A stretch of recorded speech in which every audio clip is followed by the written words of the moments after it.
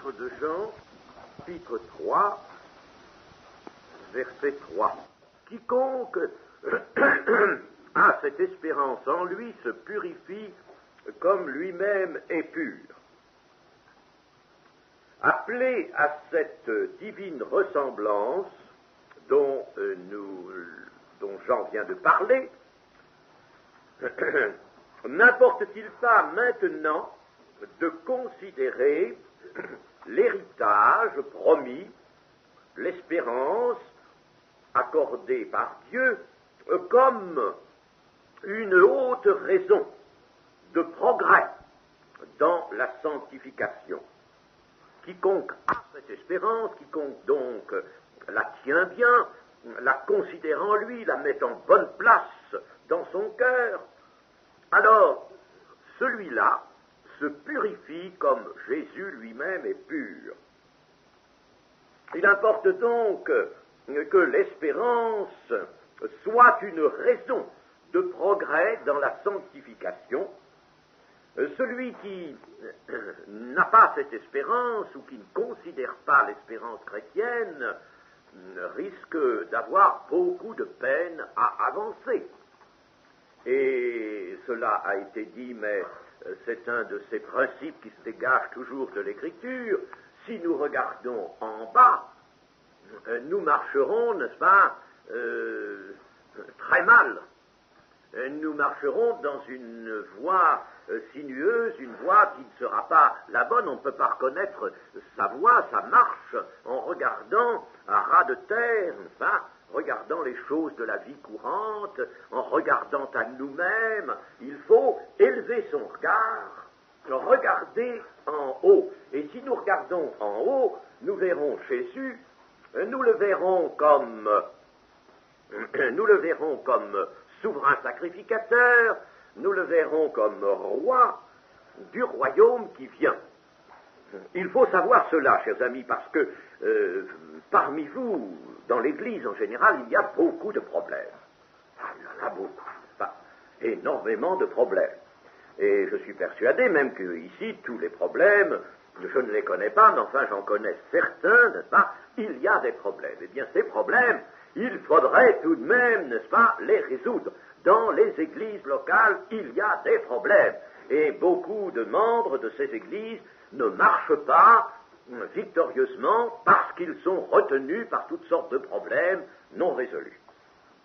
Eh bien, voilà, n'est-ce pas, un moyen de solution des problèmes. Ne regardez pas à vous constamment.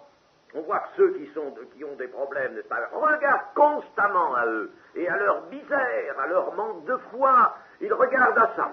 Au lieu, n'est-ce pas, de s'élever, de considérer Christ, au lieu de laisser leur cœur se gonfler, se remplir de l'espérance, de la vue même de celui qui est à l'origine et à la consommation de notre foi.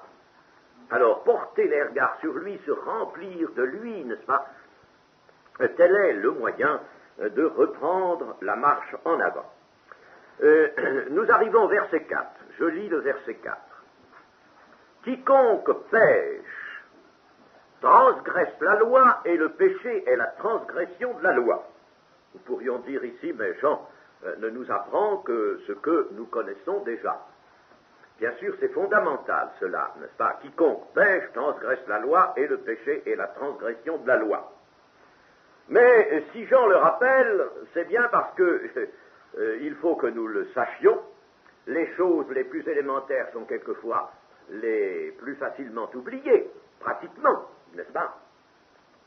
Et puis, Jean a eu l'occasion, dans le début de cet épître, de mettre en garde l'Église contre cette facilité trompeuse de se dire sans péché.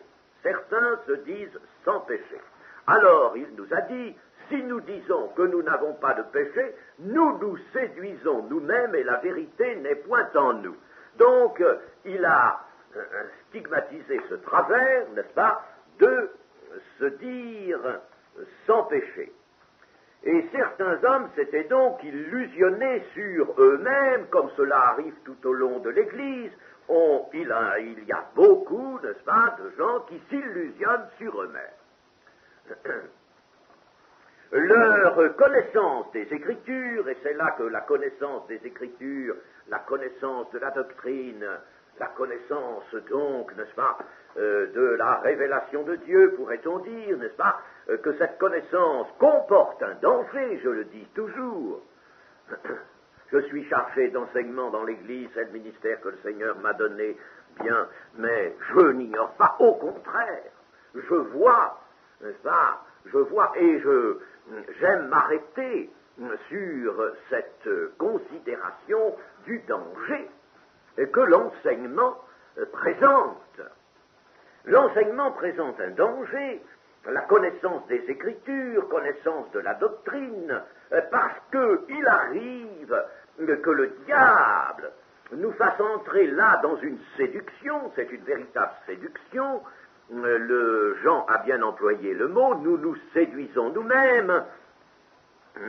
Une séduction qui est celle-ci, la connaissance de la doctrine, la connaissance des Écritures, si vous voulez, n'est-ce pas, arrive à donner faussement l'impression d'une sainteté acquise. Voyez-vous, pas d'une sainteté. C'est un des dangers de la connaissance.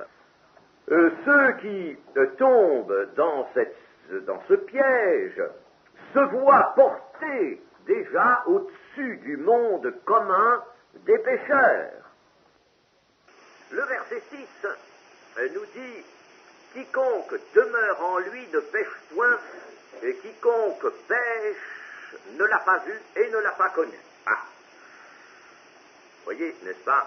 Attention, nous allons arriver dans des affirmations, jusqu'au verset 10 d'ailleurs, des affirmations catégoriques. Ça, c'est tranché au couteau, net. Oui, mais nous cherchons toujours, n'est-ce pas, à entrevoir les situations intermédiaires. Que nous savons bien que nous ne sommes pas dans la situation de l'absolu, n'est-ce pas? Eh bien, évidemment, qui, en bonne conscience, pourrait se dire non pécheur? Quiconque demeure en lui ne pêche point. C'est-à-dire quiconque se maintient dans la communion avec lui. Ah ça, demeurer en lui, c'est là le grand enseignement de Jean 15, le cep et les sarments. Ça, c'est le grand enseignement, c'est l'enseignement central. Et dans cet enseignement, Jésus éclaire un peu comment il est possible de demeurer en lui, et il nous dit deux choses. Il faut que ses paroles demeurent en nous, et il faut que nous demeurions dans son amour. Si nous demeurons dans son amour, ce qui implique l'observation de ses commandements ou de sa parole, si vous voulez, n'est-ce pas? Si nous faisons cela, nous demeurons en lui. Il n'y a pas d'autre voie, d'autre moyen de demeurer en lui. Demeurer en Christ, par exemple, cela se trouve ailleurs que dans les écrits de Jean. Demeurer en figure environ 35 fois dans le Nouveau Testament. Mais l'image de cela, c'est celle du cep et des sarments. Ça, nous voyons très bien, n'est-ce pas, un sarment qui est attaché d'une manière vitale, d'une manière organique, il est attaché au cep. Ça, on s'en voit très bien que si on brise un sarment à son point d'attache, eh bien, alors c'est fini, n'est-ce pas? Il ne peut plus vivre. Demeurer, c'est donc faire sa demeure en lui, ou rester en lui, ou se maintenir en lui. C'est vivre. Alors, si nous regardons la chose sous le jour vraiment réel de la réalité spirituelle, c'est vivre comme Jésus vivait avec son Père quand il était sur la terre. Nous prenons cela, n'est-ce pas, Jésus sur la terre, parce que Jésus glorifié nous échappe. Mais Jésus sur la terre, c'est ce Jésus qui nous enseigne beaucoup mieux, n'est-ce pas? Là, il est proche vraiment de nous. Eh bien, quand Jésus vivait sur la terre, il vivait avec le Père, il demeurait dans son amour, dans l'amour du Père, et c'est ce qu'il nous propose avec lui. C'est exactement ce qu'il nous propose. Lisez souvent, lisez lentement le chapitre 17 de l'évangile de Jean, cette prière sacerdotale. Ça, c'est un texte magnifique, n'est-ce pas, qui est appelé à vous réconforter, à vivifier en vous toujours, n'est-ce pas, cette pensée spirituelle qui est majeure.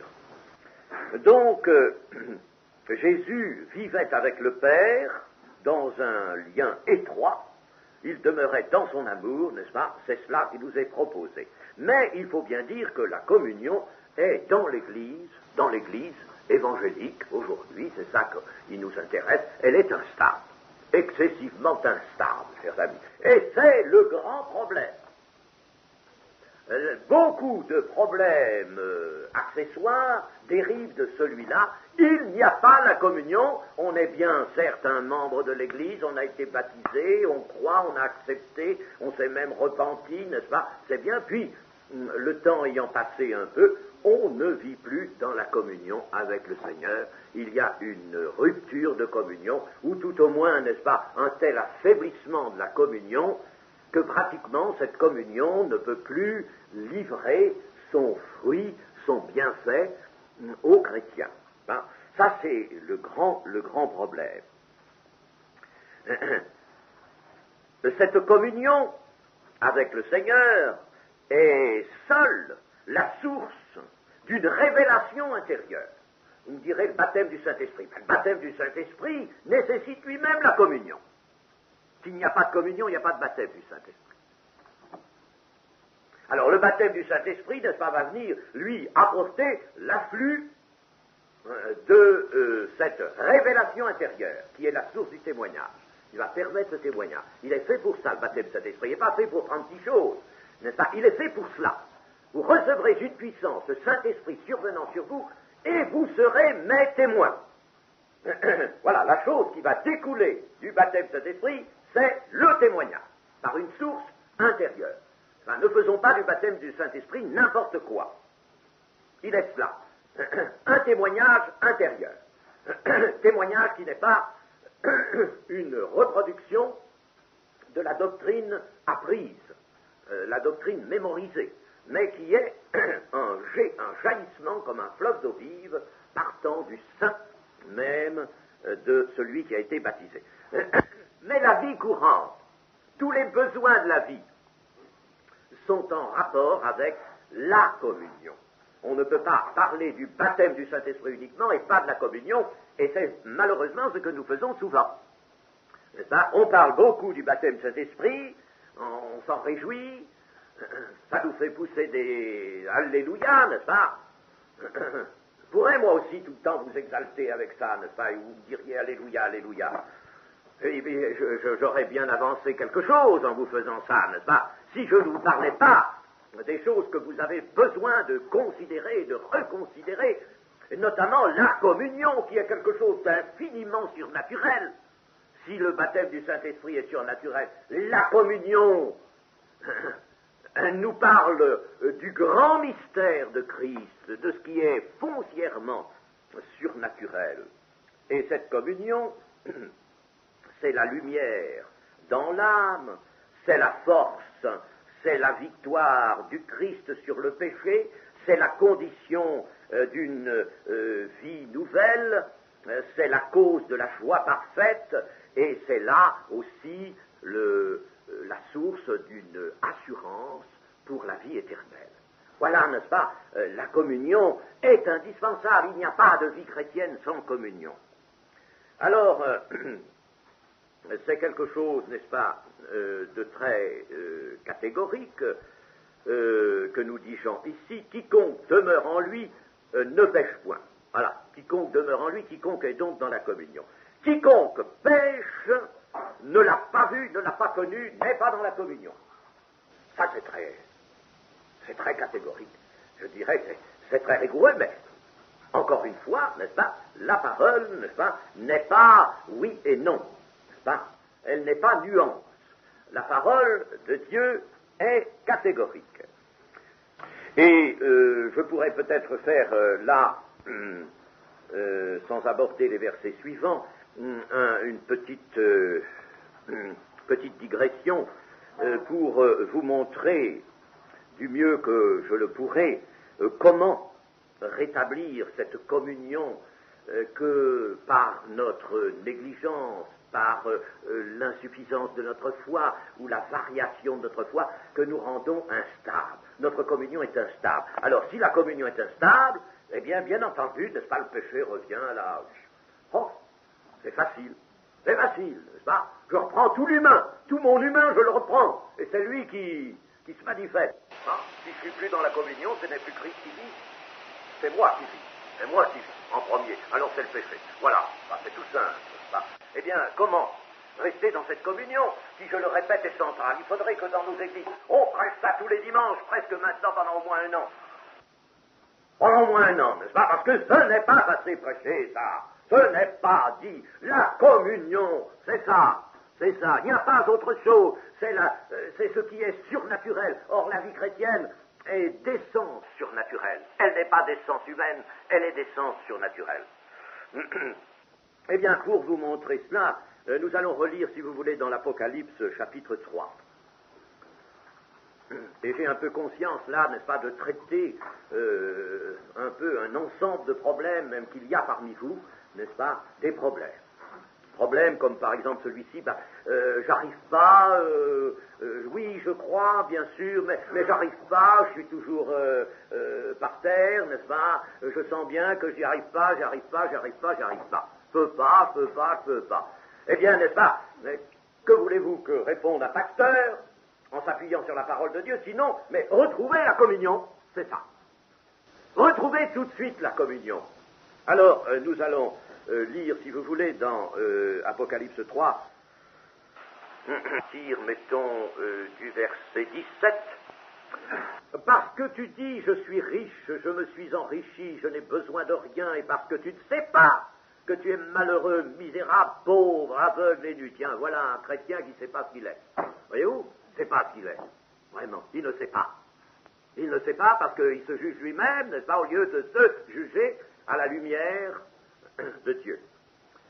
Parce que tu dis, je suis riche. Bon, 18, verset 18. Je te conseille d'acheter de moi de l'or éprouvé par le feu, afin que tu deviennes riche, et des vêtements blancs, afin que tu sois vêtu, et que la honte de ta nudité ne paraisse pas, et un collier pour oindre tes yeux, afin que tu vois. Bon, tous ces conseils-là, bien entendu, n'est-ce pas, il faudrait les détailler un à un, mais je veux arriver tout de suite au verset 19 et 20. Moi, je reprends et je châtie tous ceux que j'aime. Le Seigneur ne dit pas qu'il a cessé d'aimer, n'est-ce pas? Tous ceux que j'aime. Et donc du zèle et repens-toi. Première chose. Et donc du zèle et repens-toi. Voici, je me tiens à la porte et je frappe. Si quelqu'un entend ma voix et ouvre la porte, j'entrerai chez lui et je souperai avec lui et lui avec moi. Voilà la communion rétablie, le souper. Ça, c'est la communion. C'est l'image de la communion. C'est l'image de la scène. Alors, je me tiens à la porte. Qu'est-ce que fait le Seigneur à la porte? À la porte d'une vie. Pourquoi il est à la porte? Il parle ici, n'est-ce pas, à un chacun. Voyez-vous? Il est à la porte, parce qu'on l'a mis à la porte. On l'a mis carrément à la porte, n'est-ce pas? On l'a mis à la porte. Alors, la communion est rompue, l'expérience, le chrétien n'est pas rejeté, mais la communion est rompue. Alors, il faut absolument, n'est-ce pas, tel est ce que Jésus conseille, reprendre la communion. La reprise de communion est donc proposée par le Seigneur, mais il la propose délicatement. Et il n'entre pas d'une façon intempestive, il n'entre qu'après avoir frappé et à la condition que l'on ouvre, lui, le Créateur, à qui toute âme appartient, n'est-ce pas, celui qui soutient toute chose par sa parole puissante, celui qui n'a besoin de rien, celui qui ne vient que pour donner, il vient pas pour prendre, il vient pour donner. Ça, le Créateur qui sollicite sa créature, il frappe à la porte. Il frappe délicatement à la porte. Si quelqu'un m'ouvre, si l'on ouvre, n'est-ce pas, je me tiens à la porte et je frappe. Si quelqu'un entend ma voix, il ne va pas même crier, il va demander délicatement l'ouverture. Et comment frappe-t-il? Eh bien, donc, il appelle le chrétien au fond de sa conscience. C'est au fond de la conscience que la voix du Seigneur se fait entendre. Mais, chers amis, qu'est-ce qui arrive? Pourquoi la communion ne reprend-elle pas? Pourquoi ne lui ouvre-t-on pas? Eh bien, tout simplement parce que ce sont des raisons qui lui sont opposées. Il n'y a aucun empressement vraiment à lui ouvrir. Alors on raisonne sur soi. Oui, mais je peux pas, mais j'ai déjà essayé, mais je peux pas. Et puis il arrive ceci, puis il arrive cela, et puis etc. Mais non, je peux pas. Voilà les raisons qu'on lui oppose. Ben, c'est exactement la Sulamite dans le Cantique des Cantiques. Et qui sait bien que son bien-aimé est à la porte-fenêtre, là-bas, n'est-ce pas? Et à la porte-fenêtre, bon oui, mais je suis déjà au lit, je suis déjà couché, je me suis déjà baigné les pieds, n'est-ce pas? Je ne vais pas à nouveau remarcher jusque-là, alors le bien-aimé est bien à la porte, là-bas, oui, mais ne s'empresse pas d'aller lui ouvrir. Ah, puis tout de même, n'est-ce pas? Au bout d'un moment, on n'entend plus rien. Alors elle se lève tout de même, malgré ce qu'elle a dit, n'est-ce pas? Elle se lève, elle va là-bas, elle ouvre l'espagnolette, là, elle ouvre la porte-fenêtre. Ah, il n'est plus là. Il est parti. Qu'est-ce qu'elle sent sur l'espagnolette? La myrrhe. Ah, il y avait là la présence du Seigneur, la myrrhe, la sainteté était là. Cette odeur de sainteté, odeur de Christ était là.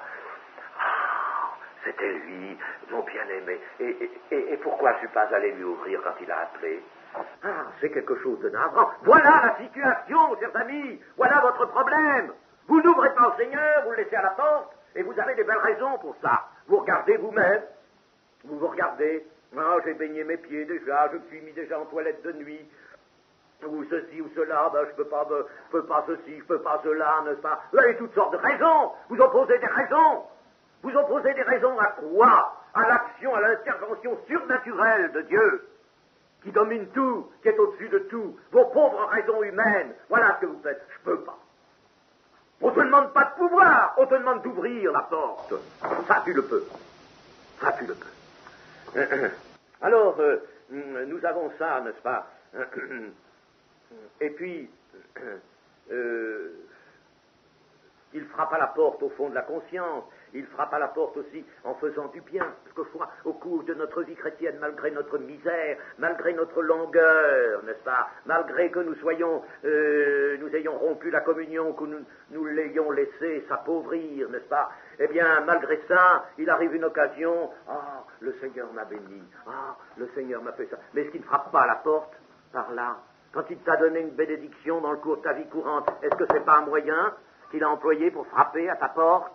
Alors pourquoi à ce moment-là ne lui ouvres-tu pas grandement la porte de ton cœur, de ta vie? C'est ça.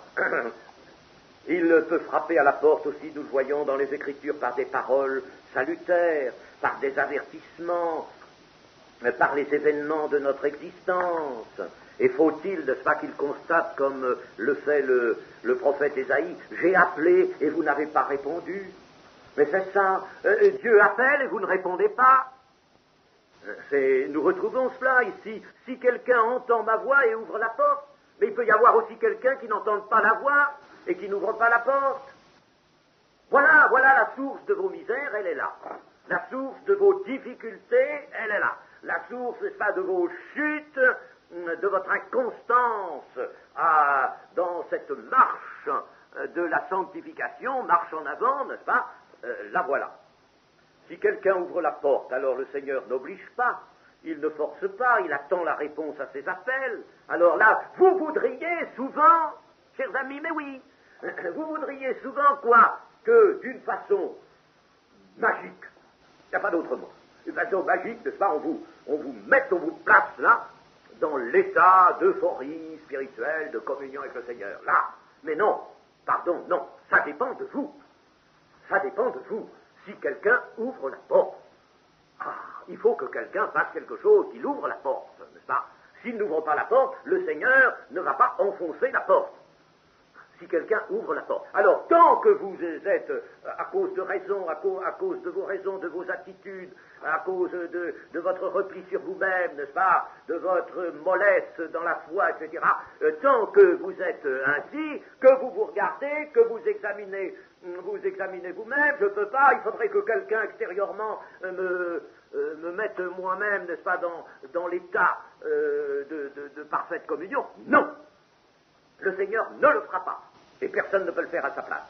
Quand on demande, on attendrait par exemple d'un pasteur qu'il vous transforme cette situation par un coup de baguette magique. Eh bien non, même pas par une prière. Hein, il peut prier pour vous pour que vous exerciez la foi. Mais le pasteur ne peut pas, absolument pas, et personne ne le peut puisque le Seigneur ne le fait pas, ne peut pas, lui, d'une façon magique comme ça, vous mettre dans l'état d'euphorie spirituelle. Il faut que vous ouvriez la porte, il faut que vous prêtiez l'oreille, et par conséquent que vous cessiez de regarder vos choses à vous, n'est-ce pas? Oh, chers amis, mais c'est comme ça que vous restez dans vos atermoiements, n'est-ce pas? Vous regardez constamment à vous ces caractéristiques, constamment à ce que vous avez souffert, à ce que vous êtes, à ce dont vous pâtissez, etc., etc. Vous regardez constamment à vous. Mais cessez de regarder. Nous le chantons, n'est-ce pas? On nous l'a rappelé l'autre jour, quelque chose, n'est-ce pas? Si je regarde un instant à moi-même, je suis perdu. Je regarde, n'est-ce pas, à celui qui est là et qui veut entrer dans ma vie. Alors, comment lui ouvrir si on entend sa voix? Eh bien, lui ouvrir, le Seigneur dit lui-même la manière, aie donc du zèle et repens-toi. Reprends la route du zèle, n'est-ce pas, et repens-toi. La repentance, c'est le chrétien, c'est un retour sur son erreur, sur son égarement, sur son illusion orgueilleuse, sur la place qu'il vient d'accorder à son moi. C'est confesser, c'est reconnaître, c'est déplorer, c'est vouloir abandonner. Voilà, n'est-ce pas, ce que le Seigneur dit. Fais cela. Désir vraiment abandonné. Désir abandonné, désir déplore. Viens, repens-toi avec ta foi. Et puis, c'est vouloir retrouver la paix. L'attitude de repentance doit donc rester proche de nous. Confesser pour saisir la purification de la marche dans la communion avec Jésus, afin de marcher dans la lumière. On ne peut, n'est-ce pas, que dans cette association avec Jésus, c'est là que l'on est dans la lumière. Le maintien de la communion, donc, est à ce prix. Il faut accepter une humiliation. Et ça, souvent, n'est-ce pas, nous ne l'acceptons pas. Nous ne l'acceptons pas a priori sans même nous l'avouer. Il faut accepter l'humiliation de notre nature réfractaire pour ouvrir à l'esprit, pour ouvrir à Jésus. Eh bien, le chrétien est par destination l'homme des béatitudes. Son portrait, je l'ai rappelé l'autre jour, eh bien, dans les béatitudes, lorsqu'il vit de la vie de Christ. Mais si l'homme de la terre, si l'homme de la chute réapparaît en lui, a pris le dessus, alors l'esprit a été mis à la porte, n'est-ce pas? C'est l'abandon des forces spirituelles, l'abandon du Seigneur, c'est l'abandon des forces spirituelles, c'est alors devenir un homme inapte au royaume de Dieu, n'est-ce pas? C'est se maintenir dans cette situation-là au lieu de demeurer en Christ, demeurer en lui, qui est la seule position dans laquelle, n'est-ce pas, la vie chrétienne pourra être vécue. Elle ne peut pas être vécue par l'homme. Elle ne peut être vécue que par l'homme nouveau. Pensons à cela, chers amis, et puis méditons-le chacun selon nos besoins. Amen.